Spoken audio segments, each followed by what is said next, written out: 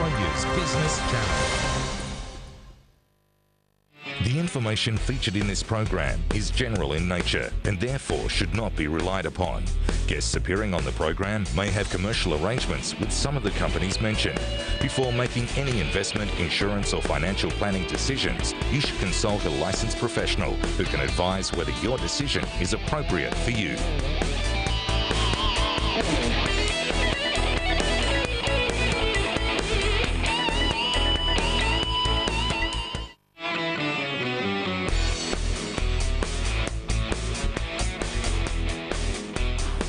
Good evening and welcome to the property edition of Your Money, Your Call.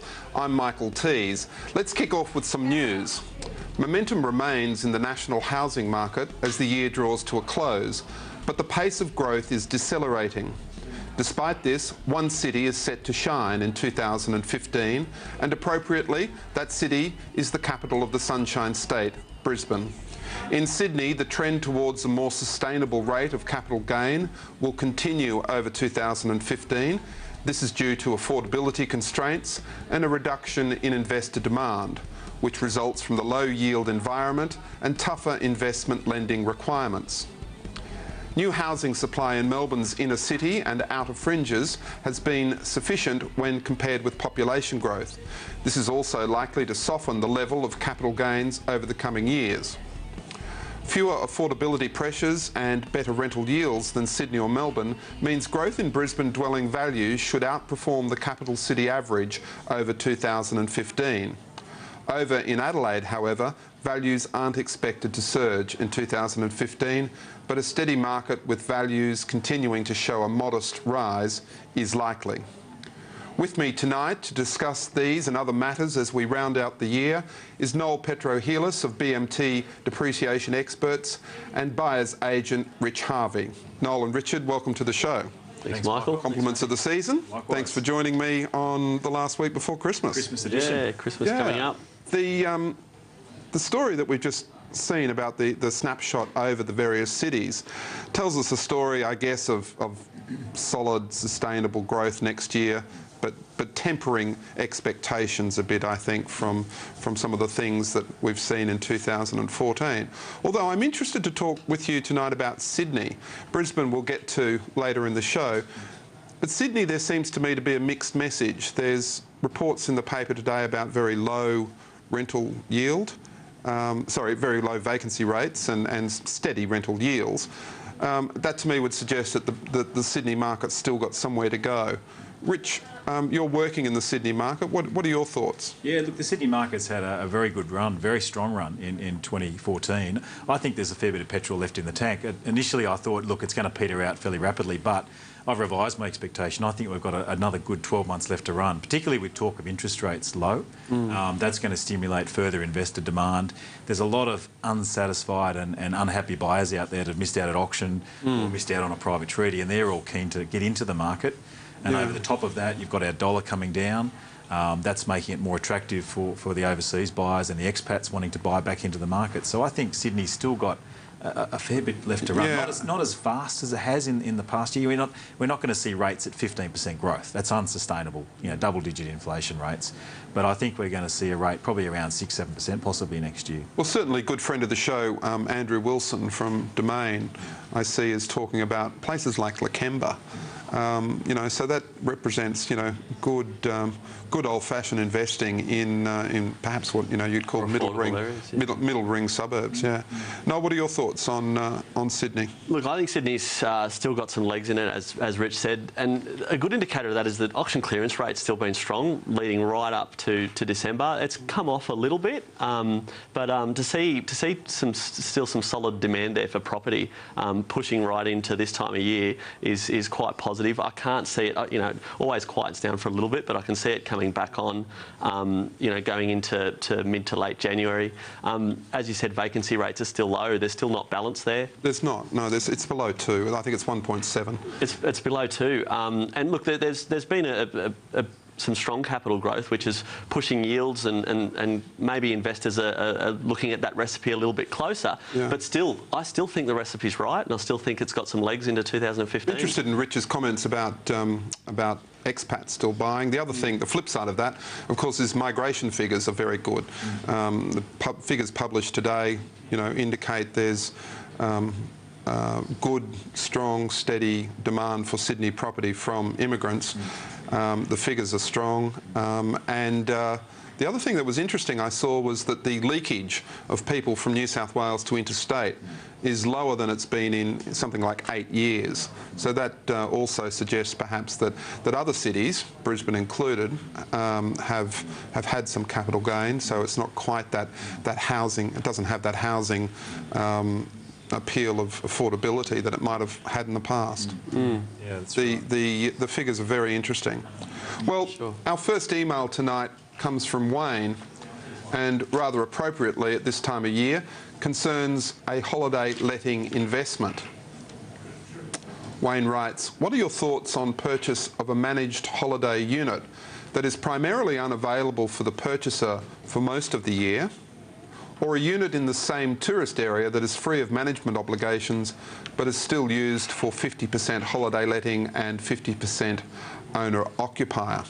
Well, gentlemen, I guess when our questioner asks about a holiday investment that's not generally available for use, they're talking about some sort of strata title apartment or a serviced apartment in a resort or a hotel or a motel. So let's talk about that first.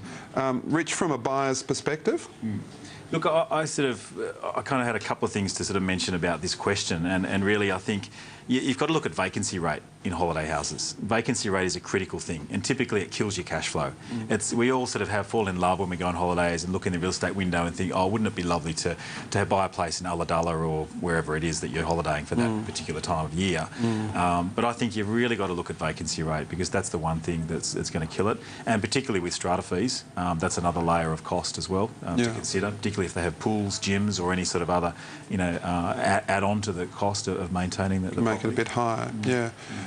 Noel, from a tax depreciation point of view, anything with a holiday letting flavour has probably got a little bit extra in it. They do. The good thing about holiday units from a depreciation perspective is that they're full of furniture and fittings. So even like your crockery and your cutlery and your beds and chairs, all those assets depreciate over time. All those things that people steal when they leave the apartment. They put them in the suitcase. Get them straight back. Yeah. So all of those assets really bolstered up that depreciation deduction and make that, all those plant items wear out over time. Those assets wear out a lot quicker than other assets. So when you're normally looking at a property, you're looking at carpets, blinds, hot water system, stoves, all those fixed assets, plus the walls and the windows and the roofs. So is the rate of depreciation, the percentage rate at which you can depreciate it, is that higher for tourism property? Not so much the rate of depreciation on the plant and equipment asset. The assets wear out a lot quicker when you're looking at furniture. But I think what you're thinking of is there is a higher rate for short-term accommodation, which is a 4% building write-off. That's right. There are a few rules around what Let's talk qualifies. about those, because I think people are going to be out there in the holiday break looking at, I always call it the second Tuesday purchase. I reckon by the second Tuesday people get bored on holidays and start looking at real estate agents and the local paper and start thinking, oh, that'd be a good idea, we could holiday there next time. Yeah, the problem is that a serviced apartment is not strictly speaking a short-term accommodation. It needs to be a hotel, motel or guest house, strictly speaking. So that's the first part of the question, isn't it? That's where you're not buying it to live there or to use it much. You might get a week free or something like that. That's right. And that's a hardcore serviced apartment or hotel investment. Yeah. So with those, you're saying there's a 4%. There's a 4%. Now, that's only on the building write-off component. So a normal building write-off on a residential property is 2.5%. For short, if it does qualify for short-term accommodation, that gets increased to 4% over 25 years. Right. So that really, and that is the construction component. That's the highest dollar value of an asset. It includes the foundations right through to the superstructure, right through to the ceiling, and it includes everything that's fixed to the building, including tiles, vanity units, toilets. Okay, so that's certainly an advantage. It is an advantage. But stopping there, what we're talking about really there is investing in a business, isn't it? Yes. We're not really investing in property, are we? That's right. Yes, because there's the risk of the operator, there's the risk of the market, the terrorism attack, a flight, you know, that terrible situation we saw in Cairns where flights were cancelled for a long time and numbers dropped off. Yeah. That can really affect that sort of property. So it's a different risk-return perspective, isn't it? It is, and you're investing in tourism, I guess, and I think people sometimes blur the lines between lifestyle, as you said before, and making money. And really people need to be careful getting caught into that trap of going to a place and saying, I love this place, I'm going to buy a place here. Yeah. You know, it's really got to stand on its own 2 feet as an investment, as a money maker. Then you can go on your holidays wherever you want. Well, the other thing with holiday houses is they're the first thing to go in a downturn. Yeah. They're the first thing that people are going to get off their balance sheet in a downturn. So that's the one thing I would say. The other thing I'd say to Wayne's question is capital growth in holiday areas is not as secure as it may be in other areas. Yeah. But I'd suggest Wayne take a cold shower and have a rethink about his investment strategy, in my book. Well, there's some good advice for Wayne. We're advising to be careful about a holiday investment. The Queensland style of investing in an apartment where you have a resident manager who lives downstairs and runs a letting operation is also popular, but only in Queensland. That form of investing hasn't really taken off in the rest of Australia, which is quite curious, and of course has a set of problems about it in that the resident manager in those buildings can have extraordinary control over the investment and can favour people in the letting pool over other people that don't have units that are easy to let. So I think there's some questions there. I think the other thing people need to look at with this form of investment is the way in which the manager's being paid. In holiday letting, where there is a management rights arrangement, the resident manager is paid by a percentage of the gross, not a percentage of the net. And I have a saying in business and in life that people behave the way they're paid. And I think if people are paid on the top line but not the bottom line, it's easy for them to gouge investors with costs for this and costs for that, and the net just gets eaten away. I think in the other type of holiday investment where it is really a serviced apartment arrangement, there are all sorts of difficulties there about properties being able to be sold on residential values but deliver commercial rates of return. If you are investing in a serviced apartment or a hotel or a motel and the primary risk is a business risk, then you'll want a rate of return which is more like 10% than you would get on residential property at around 4 to 5%. And so that risk-return factor is something that people really need to look very closely at. Well, thanks for tuning in as usual. We're giving away tonight one of Margaret's books. Every Monday night, the panel chooses one question from either the emails or the calls, and this week the best email will receive How to Achieve Property Success. It's a great book, and it's one that every investor can benefit from, whether you're a new investor or a very experienced investor. All you have to do is call us on 1300 30 34 35 or email property@skynews.com.au with a question, and then make sure you watch at the end of the show to see if you're the lucky person. We'll take a short break now, but when we come back, we'll take some more of your calls and emails.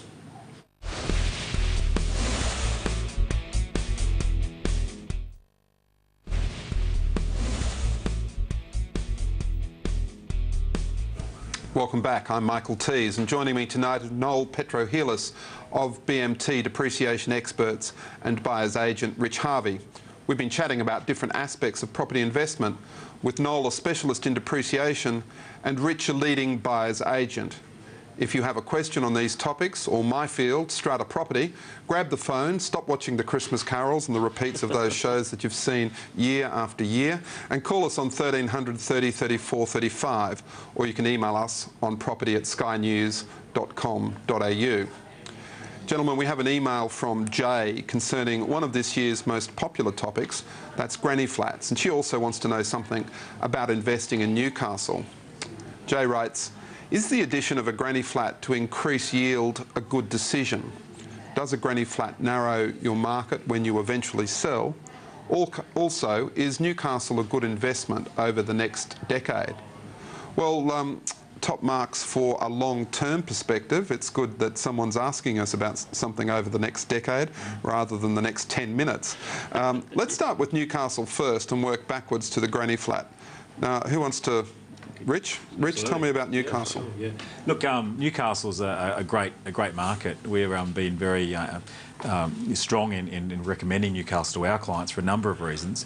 The government's, everyone thought when that BHP closed down a lot of their major works there, that the whole... How long ago was collapsed. that? I mean, I'm not sure exactly how many years. About 7 years ago. 7 years now. It's gone from strength to strength. And a lot of other commentators are also plugging Newcastle as a great area to be buying in. So there's a lot of infrastructure. I think if you go there, you feel there's a real energy in the town. Yeah. You know, it's not a small country town. It's a large...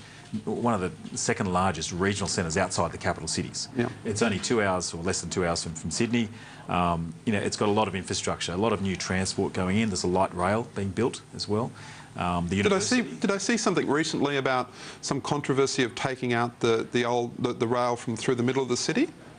Did you see that, Noel? I'm not sure. Yeah, I did. I believe that they're moving the railway line because it originally does go right into the centre of the city, and there was plans to move that back to, I think, Wickham station, which I think is the station before it gets into Newcastle, to open up, because it does divide the harbour and the city. Yeah. And the plan was to open that up, and I believe that's still going ahead. Yeah, sounds like a good idea. Sorry, Rich, back to you. But look, I think that the things like the light rail that opens up, transport infrastructure. You have the Hunter Expressway, which has been open for almost 18 months now. That's been fantastic.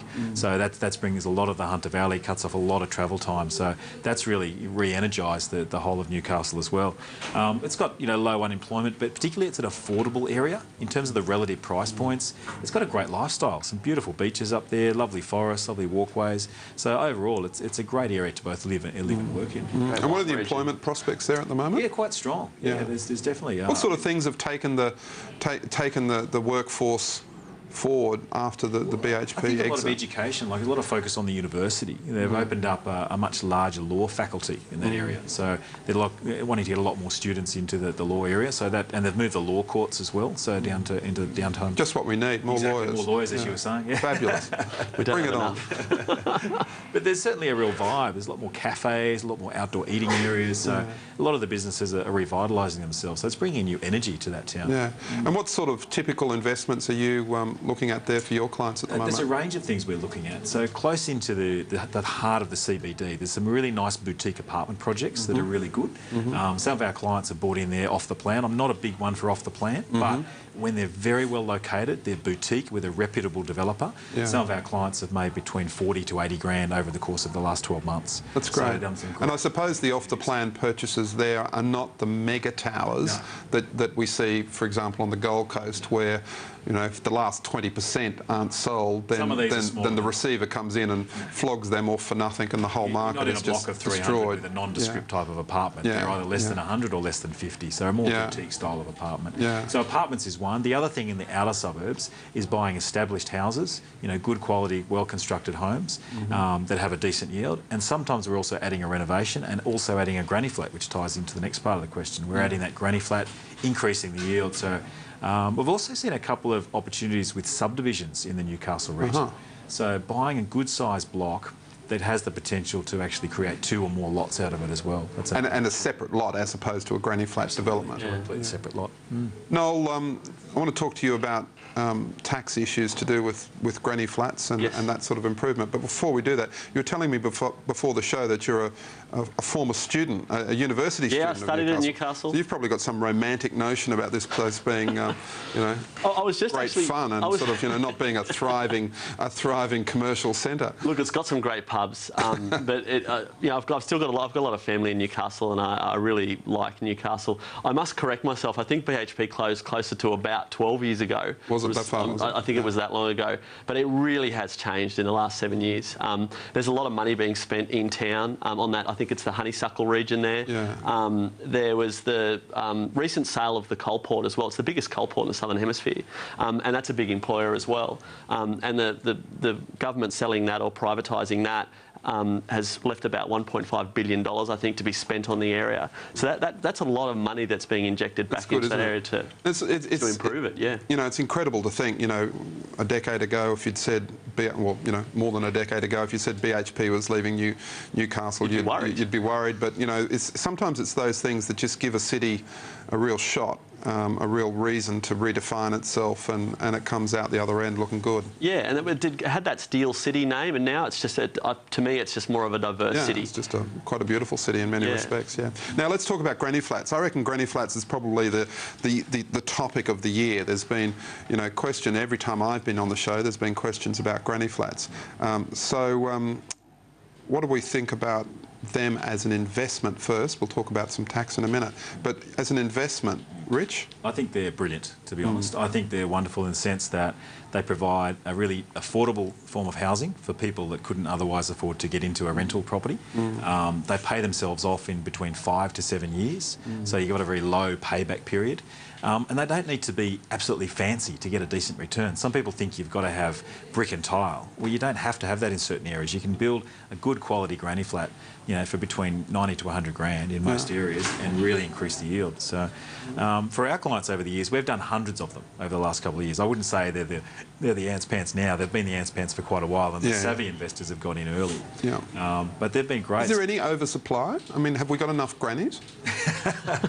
Look, some people say granny flats have had their day. I don't believe that for 1 minute. No. I think the government's going to keep, and rightly so, keep affordable housing policy on the agenda, and it's a great way for, I mean, also for extended relatives. If you have a large family or noisy teenagers, and you can put them out the back in a granny flat. So, you know, I think that comes to the other part of Jay's question is, you know, what's the exit strategy? Yeah, the question does allude to that. Does it create it, does it make it difficult to sell? Or does it devalue the property? A lot of people ask me, Rich, does it devalue the property putting a granny flat on? I don't think it devalues it. It certainly increases by the amount you spend on it. But if you spend $100,000 on a granny flat, it's not going to increase it by 50 to 100 grand in overall value. You're going to be increasing the yield from it, and you should get back at least what you've spent on it. But I don't think it's, in most areas, it's going to actually increase. So it's an income. It's an income play. Absolutely, income. It's not adding to growth. No, not necessarily. Necessarily. But I think, does that mix the message? I mean, normally residential property is about growth. Well, commercial income. Commercial property is about income. Instantaneous growth. A lot of people, when they do a renovation, they want instant equity. Or they want, if they do a subdivision, they want instant equity. With a granny flat, instant extra equity. Correct. But with a granny flat strategy, it's an income play and a long-term capital growth play. You will see the value rise over the next cycle, but it's not going to rise immediately. I mean, for example, we have been buying flats in the western areas of Sydney, places like Lethbridge Park, Colleton, out North St Mary's.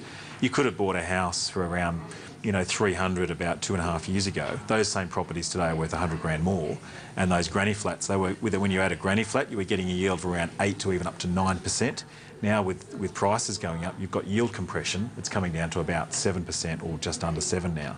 So they've had their day in terms of very high yield. They've still got good solid yield and still slightly positive cash flow, but you're not going to get them in Western Sydney. I'm struggling to see the point. If there's yield but no growth. Well, I'm saying there is growth over time. There's growth over time. Have we got any evidence of that? Oh, absolutely. Yeah, absolutely. Yeah. I mean, you should. Some of our clients are reselling now. Yeah. So they've actually gone, look, I've made good cash flow, I've made capital growth, I'm going to sell while the market's hot and move on to the next area. Yeah. You know, and that's why I think Newcastle is definitely an area where you can do a granny flat play as well. Good. Now, on tax, talk to us about tax, Nol. From a granny flat perspective, it's just like either a dual occupancy or a subdivision and building another place. From a depreciation perspective, it's a new build, therefore you get all these great depreciation deductions. So the building write-off, you've got 40 years there. That starts from go because you've just put your new granny flat in, and then all the plant and equipment that depreciates quicker than the building, your carpets, blinds, light fittings, all of those assets work exactly the same way as a normal residential. So we go out and inspect the property the same way and prepare a depreciation schedule, and they work out quite well. In the last couple of years, we're doing lots and lots of granny flats, lots of depreciation schedules. The only thing I would add to what Rich was saying is I think there are some areas that are not necessarily granny flat areas, and areas that you might see that are very family oriented in the quiet leafy street that you think, you know, if I put a granny flat there, the next person who comes along to buy that property is more likely to be a family who may want that backyard. Other than that, I think they're a great, as you said, long-term investment and a great cash flow opportunity for people. Is there such a thing, Rich, as a typical suburb for a granny flat investment? Not at all. They're all different. I mean, if you put a granny flat, say, in the Northern Beaches, you're going to be wanting to do something with a slab and brick and tile, basically. But if you're putting a granny flat in western areas, say it's Penrith or North St Mary's, you can do a raised floor and just have floorboards and a cladded home, and it's fine. So you've got to build, which is a cheaper, much cheaper option. Yeah. All right. Well, it sounds like we'll be answering more questions about them next year. What about the local councils? Are they all on board with this, or is there? They don't have to go through council. That's the beautiful thing. You can get a 10-day approval through a private certifier with your granny flat. You don't have to tell your neighbour you're building it. As long as you've got the right setbacks, you can have your granny flat done in 10 days. Fantastic. Well, it's time to take another break. But if you do have a question for us, call us and you may get a copy of Margaret's book, How to Achieve Property Success. Call us on 1300 30 34 35 or email property@skynews.com.au with a question, and make sure you're watching at the end of the show to see if you're our winner. We'll be right back.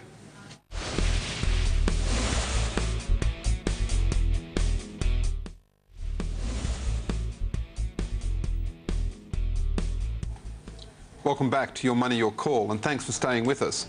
Before we go to the phones again, here's some news about a fabulous event which I'm privileged to be a part of, and we kick off on the 28th of February in Sydney. Margaret Lomas has hand-picked a team of her top property experts in Australia and will be touring the country, starting off with Sydney for a special event which we've called our one-day property intensive. 6 property investment professionals who are committed to transferring their wealth of property investing experience and knowledge to everyday investors will be speaking for an entire day with our guests. With nothing to sell except our expertise, your property team has created a national property intensive single-day seminar designed to educate and illuminate property investors regardless of where they are in their property investing journey. It's a great full day of property education, and with tickets at just $410, you can't afford to miss out. We'll only do this once a year, so this is your chance to get ahead of the game and leap into your property investing nice and early in the year. Go to yourpropertyteam.com.au now for instant booking confirmation. Our first email for this session comes from Jen. And Jen has some strata and tax issues to do with a duplex investment. Jen writes, "We own a duplex in Raceview and have yet to get a depreciation schedule done. The property was purchased under one title and loan. Do we need to split for taxation purposes?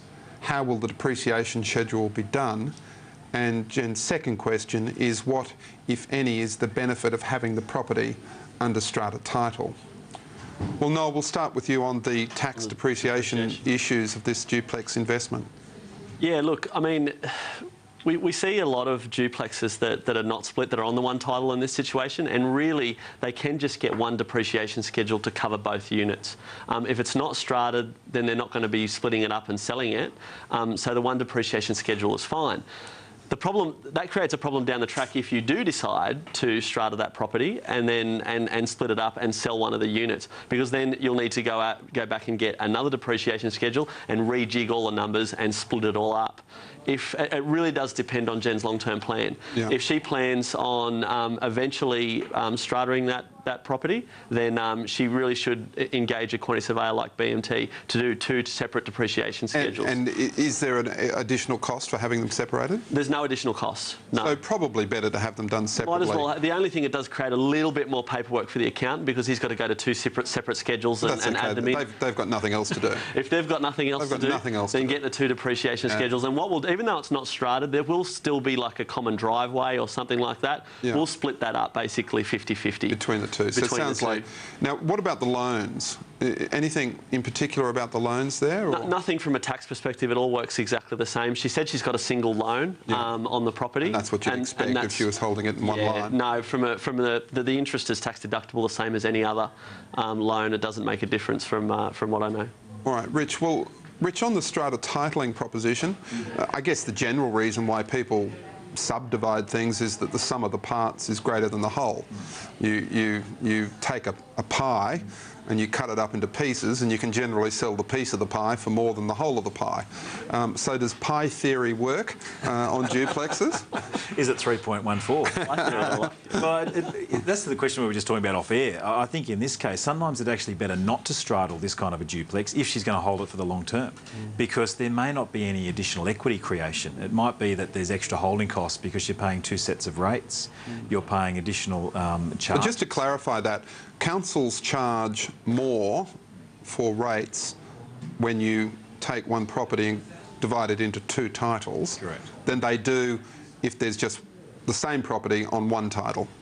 There's no additional work, but they charge more. Yeah, they charge more. I mean, the strata titling might cost, you know, depending on the area, I don't know, but it could cost $5,000, it could cost $15,000. But I think the thing to look at is look at the numbers, look at what else has been resold on an individual strata unit title for that type of property, and just do the sums. I think Jen needs to go back to the local agents and see what is there, if any, is there any benefit from doing that, and work out. So the reason to strata would be generally you'd expect that you're going to get more for a smaller title than you will for a larger title.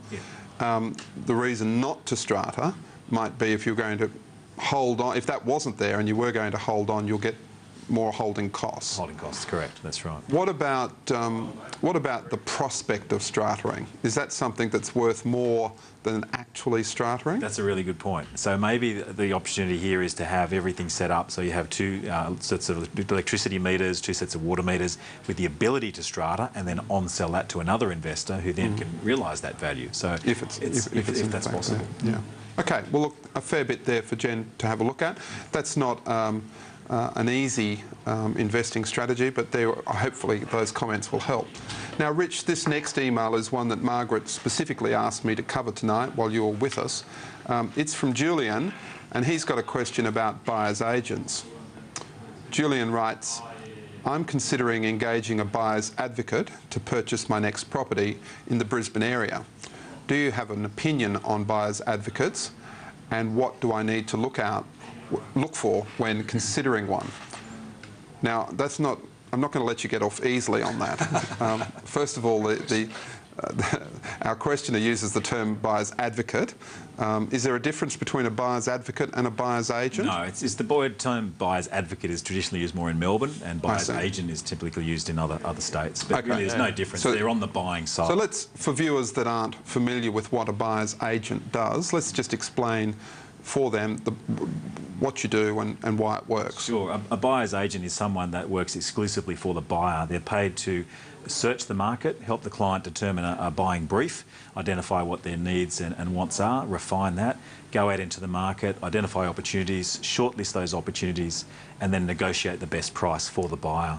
They're not, or they don't have a conflict of interest because they're not selling property. So one of the things they've got to be careful of is using an exclusive buyer's agent, one that just works on the buying side. Right. Yeah. I want to talk to you about that. Noel, have you had any experience with buyer's agents before? I have. I think they're fantastic for time-poor people who, or for two types of people. Time-poor people who just don't have time to go around and look for property, and they can get an expert there who knows property, who can go around and negotiate a good deal for them. And also someone who's looking in an area that they're not very familiar with. If you can get a buyer's agent in that area who knows that area, who knows, you know, every area has particular streets that you might steer clear of. It might have, for some reason, particular suburbs that you might steer clear of. It might have the whole side of town that you might steer clear of. Someone who really knows that area intimately will help in that buyer's agent's domain. So I think it's good. Just need to be careful and make sure you do your research. I think experience is the key.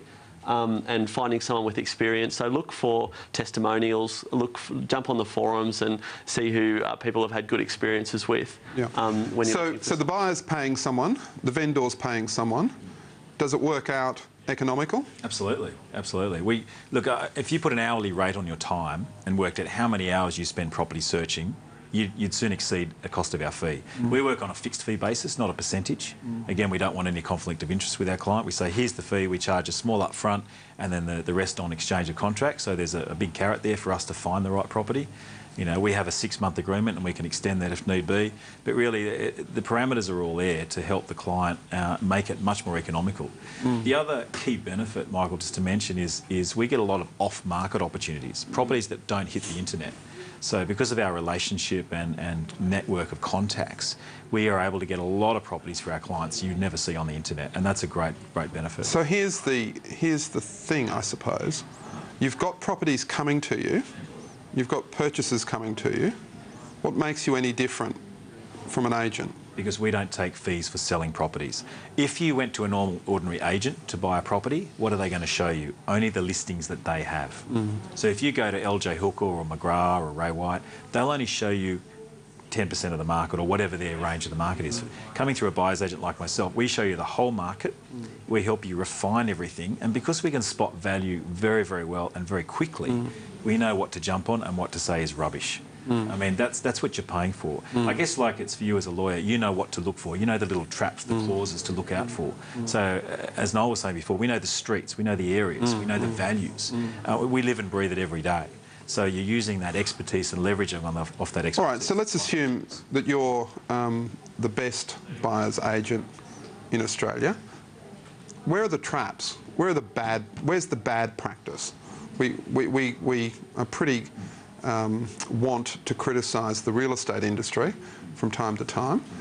What are the traps in your game? If people are going to get into trouble with a buyer's agent, how's that going to work out? A couple of things. They've got to make sure that they're fully licensed, first of all. So make sure that they're licensed to operate in the States. And if they're so you're holding a real estate licence even though you're not paid by a vendor? Correct. We have to have a real estate licence or a buyer's agent licence. You can have you can do half the modules and get a buyer's agent licence. So check they're licensed and authorised. Check that they're a member of the Real Estate Institute and also a member of the Buyers Agent Association, and also preferably a member of PIPA, the Property Investment Professionals Association. So there's a certain number of credentials they have to have.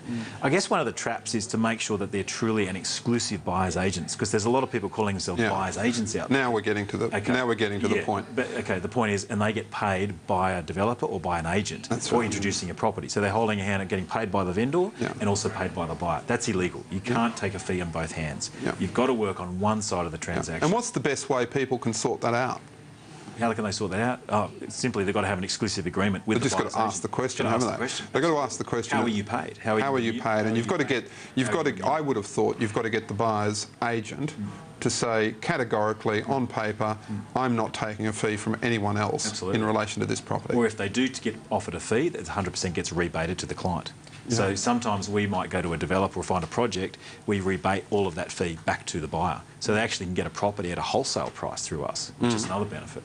Does that blur the lines? Not at all, because if you're not taking any fees, you're giving it all back to the client. Again, these are off-market opportunities that we're often finding as well. So again, you're only paid by the vendor. I would have thought, if I was marketing your business, I would have thought the best, or the area that people really need a buyer's agent is when they're buying off-the-plan apartments. Off-the-plan apartments, when you're on your own, must just be lambs to the slaughter. Because a developer won't change that contract. If there's one person negotiating, the developer will want a series of contracts that are uniform.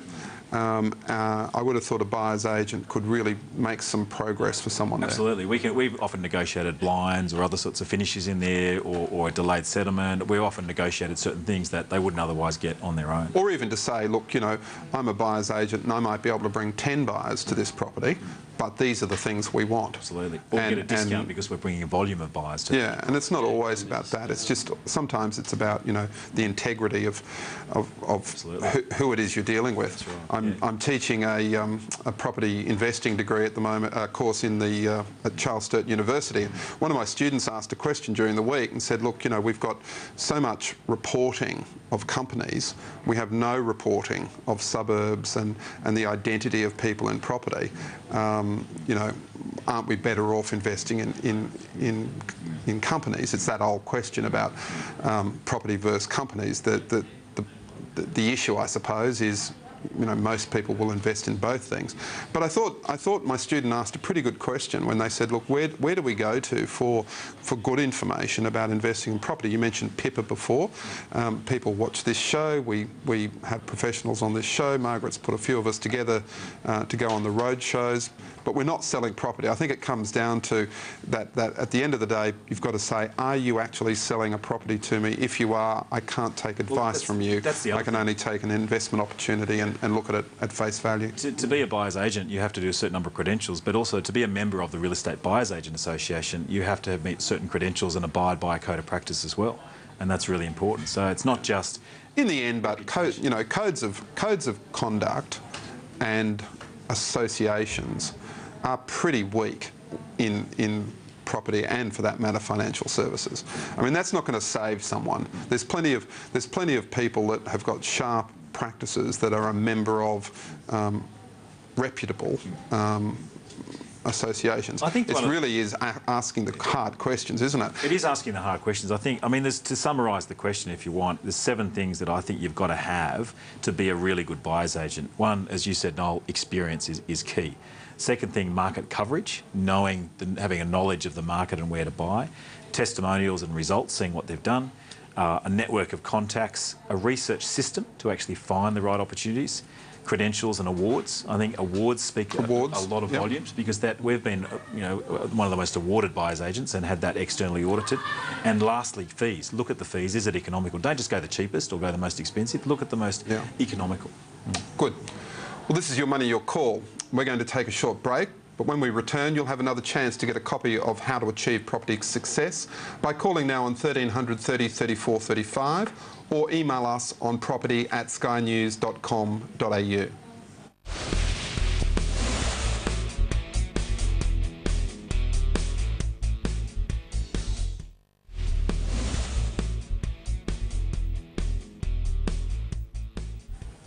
Thanks for joining me tonight. I'm Michael Teys, and with me are our regular guests Nol Petrohelos of BMT Depreciation Experts and Buyers Agent Rich Harvey.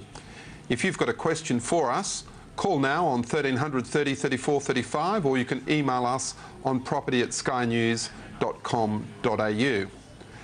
Our next email is from a viewer, Reddy, and Reddy writes, "We intend to buy acreage in New South Wales for investment purposes. Could you please tell us the pitfalls in buying acreage and what are the things to take care while buying it?" Well, Noel, you would say, I guess, the greatest pitfall is there's nothing to depreciate. Yeah, except maybe some fencing, a fence, some bits and pieces. Trough. But I think acreage is a bit like the holiday rental in that it's a great lifestyle choice, but they've really got to think about the holding costs. It's really hard, other than if you've got some local farmer who wants to put some animals on there on adjustment and get some money for it that way. Really, without having a residence on there. Without any income, there's of course no deductions. If there's a bit of adjustment, you might be able to get a fence and a bucket. Yeah. But other than that, you're in trouble. Other than that, you're in trouble from a holding perspective, and there's no tax deductions there because it's not if it's not producing income, it's not a tax deductible. Rich, what are the other risks of an acreage investment? I think a couple of things is if you're going to buy acreage for the purpose of subdividing down the track, you may never realise that zoning, So, like, for example, people have bought 5-acre blocks in Terry Hills thinking, oh, well, it's not too far from the CBD and maybe one day they'll become 1-acre blocks. Well, we don't know whether it's 5, 10 or 50 years. Or ever. Are they ever going to be rezoned? So you might have be land banking, but not ever putting anything in your bank account. I think fire hazards, another one. Think about the cost of maintaining that acreage and particularly the fire controls these days. So I think it's a really important thing to think about. But particularly your exit strategy. Why buy acreage? Is it just a dream that you've got to have a couple of cows and some, horses and a thing and, be a Pitt Street farmer? Yeah. But is it actually going to? It's a tough way to make some money. Yeah. I mean, if you're land banking and you're buying, massive chunks of land in strategically important places like the edge of Sydney, you might you might advise it, but a 5-acre, 10-acre block is just too risky, isn't it? That's right. It's too risky. And councils can take so long to rezone. More people have done money on that than perhaps anything else. Right, yeah. So I think the price too, just looking at what price you're going to pay for it today versus what it's going to be worth down the track, and look at has there been any mortgagee sales or any other problematic sales that's going to deplete the value of the property you're buying in the current market. So we'd say Acreage is for a very special type of investor, one that can live with the property rather than needing to get that windfall rezoning. Rezonings are very difficult, they're very temperamental, they're very political, and land banking is best done by people with very deep pockets when they can do it on a very large scale and hold for the longest time if they have to.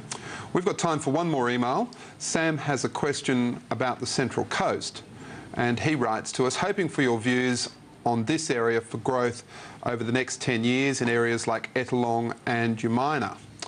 Well, gentlemen, I had the privilege of working on the Ettalong Beach Club, and I can remember my first trip to Ettalong. I was practicing in Brisbane at that time, and I went to Ettalong and I noticed that they'd built the existing services club completely facing the wrong way. It faced the street, not the beach, which I thought was an extraordinary outcome. I can remember thinking, what possessed a group of consultants to sit around a table and make this thing face the wrong way? Anyway, the beach club eventually got up, and it's a massive structure.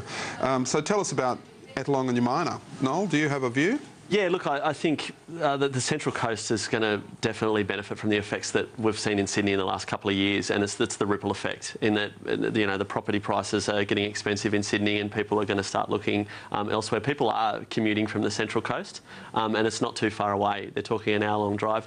I believe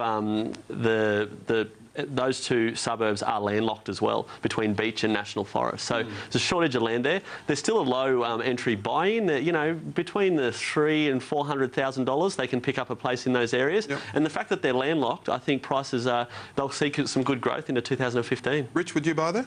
Not myself. I wouldn't buy there. But it depends on your goals and long term. But I think who would you put in there? Who would I put in there? A home buyer that wants to get into the first home buyer market. Yep. Really, that's going to be an opportunity there. It's a smart way. It's not too far. Going to be commuting for a short period of time and then upgrade to something else. Great. Well, I hope those views help on the decision to invest in the Central Coast. We're out of time now, and I hope you've enjoyed our show this week. Thanks to all of our emailers.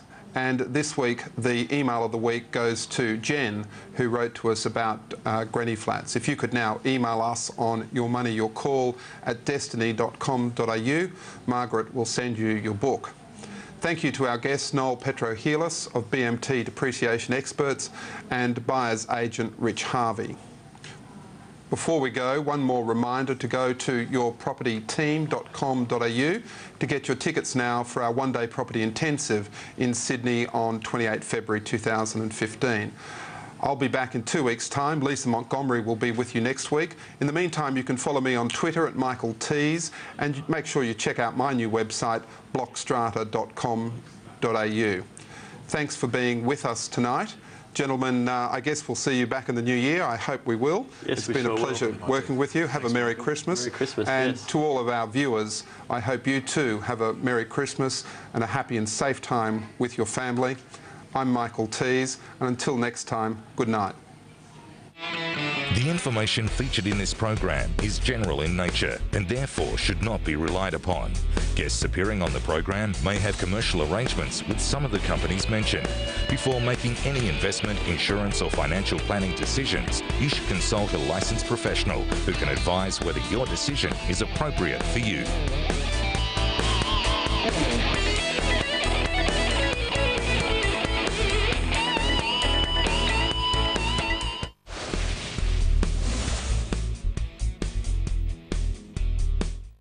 The present low interest rate settings and that inflation is well under control and is likely to remain so over the next couple of years. Stevens also said that in such circumstances, monetary policy should be accommodative and on present indications is likely to be that way for some time yet. Now tonight we're talking depreciation, property investing, and if you have specific Perth questions, that too. And to help out tonight, I've asked regular experts Brad Beer from BMT and Damien Collins from Momentum Wealth into the studio. Now, if you have a question for anyone on the panel this evening, don't wait. Call us right